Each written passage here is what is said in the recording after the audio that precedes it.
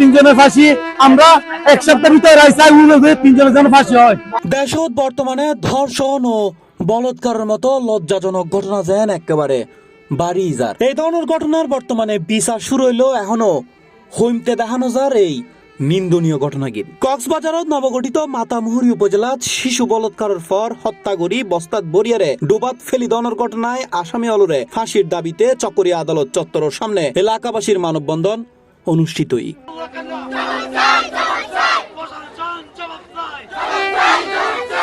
17 June বুধবার সকালে চকরিয়ায় ভুক্তভোগী পরিবারের পক্ষতুন আসামি অলর ফাঁসির দাবিতে এলাকাবাসী এই মানববন্ধন করে বলি জানা গেই। আমরা এদের বিচার করবো। কাবিলা, তারপর হচ্ছে আরমান, ওয়াহিদকে ওরা তিনজন, কাবিলা, আরমান আরেকজনের নাম তারেক, তিনজনে হত্যা করেছে।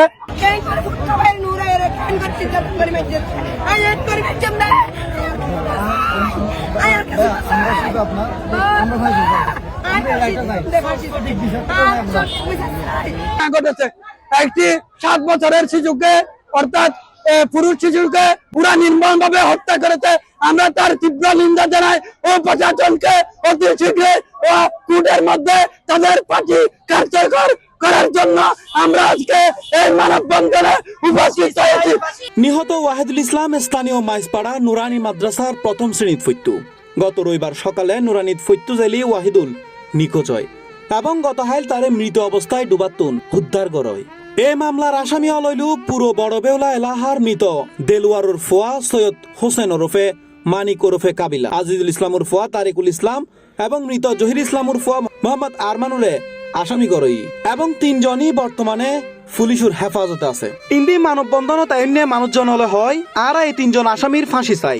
7 দিনের মধ্যে যদি প্রশাসন ফাঁসি দিতে না পারে জনগণের হাতত তুলি দক আসামি হলুরে। যারা বলৎকার করছে এরা আগে বলৎকার করছে, আমরা চাই এদের সর্বোচ্চ শাস্তি ফাঁসি হোক। যদি ফাঁসি দিতে না পারে তাহলে উত্তর জনগণের হাতে ছেড়ে দেওয়া হোক। যদি প্রশাসন এটার যদি বিচার করতে না পারে এটা জনগণের হাতে তুলে দেওয়া হোক, যেন আমরা এদের বিচার করবো। এ বিষয়ে চকরিয়া প্রেস ক্লাবের সভাপতি অ্যাডভোকেট ওমর আলী হয়, যেহেতু আসামি অলরে গ্রেফতার করই সেহেতু আদালতত তারারে শাস্তি নিশ্চিত গরম করিব, ইয়ানো থন সন্দেহ নাই।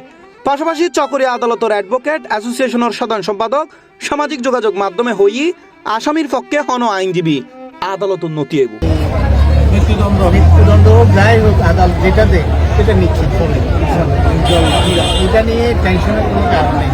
এটা আমাদের বিজ্ঞ যে এই চকরিয়া বার অ্যাসোসিয়েশনের সভাপতি সাধারণ সম্পাদক মহোদয় সামাজিক যোগাযোগের মাধ্যমে ডিক্লার দিয়েছেন যে আসামিদের পক্ষে কেউ কোনো আইনজীবী দাঁড়াবে না এবং বাদী ভিক্টিমের পরিবারের পক্ষে যারা পাশে দাঁড়াবে।